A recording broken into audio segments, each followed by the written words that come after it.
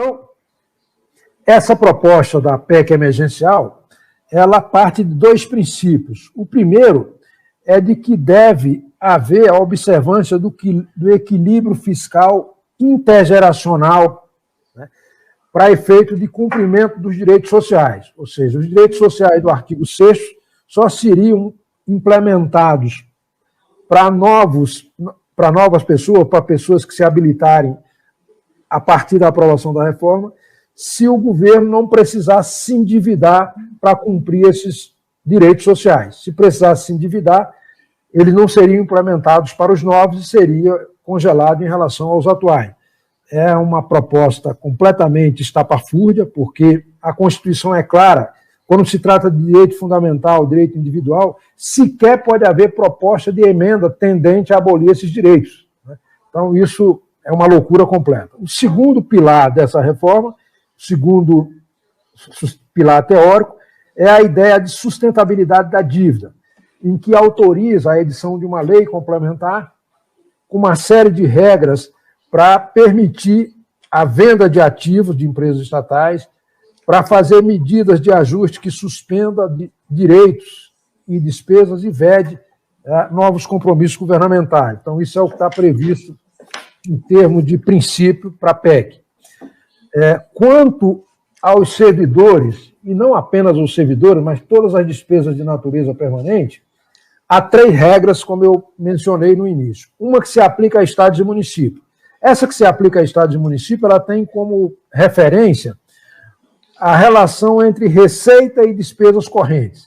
Quando alcançar 95% essa relação, os estados e municípios são autorizados a disparar um gatilho suspendendo, nos termos da emenda constitucional da Lei Complementar 173, que está em vigor até 31 de dezembro de 2021, mas mais grave do que ela, porque pelo menos a Lei Complementar 173 exclui as progressões e promoções, e agora inclui tudo.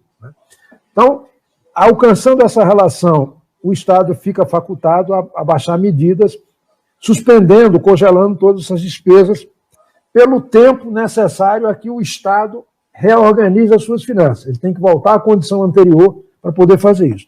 Agora, se ele não quiser fazer uso dessa faculdade, ele fica impedido, na prática, de contrair qualquer empréstimo para custear suas despesas, de modo que ele vai ser obrigado a fazer. Então, além disso, a emenda também prevê, em relação aos estados e municípios, que se essa relação receita e despesa chegar a 85%, o prefeito ou o governador pode, por ato próprio, suspender total ou parcialmente todas essas despesas por 180 dias, período durante o qual o legislativo teria que referendar ou rejeitar essas matérias. Passado esse período, perderia a eficácia a decisão.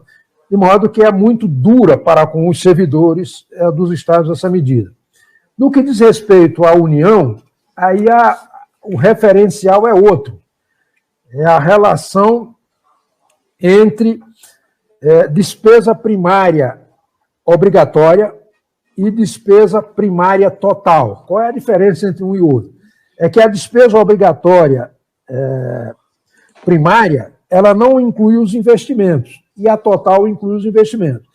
Hoje essa relação já chega a 94%, e se chegar a 95%, que é o que estabelece a regra, aí se aplicam todos esses gatilhos de suspensão de despesas e se estabelece isso por órgão e por poder.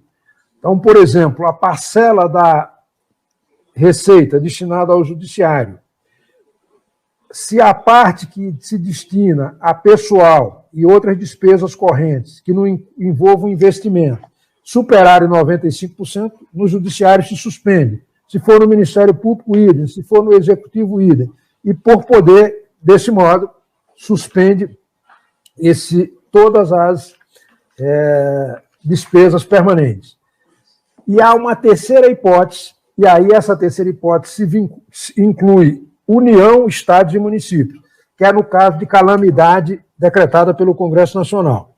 Então, a Constituição, essa emenda, estabelece que, se for decretada calamidade pública pelo Congresso Nacional, automaticamente, a partir da decretação dessa calamidade pelo Congresso, ficam suspensos todas essas despesas, todos esses gatilhos, incluindo mais abrangente do que o atual, incluindo também progressões e promoções.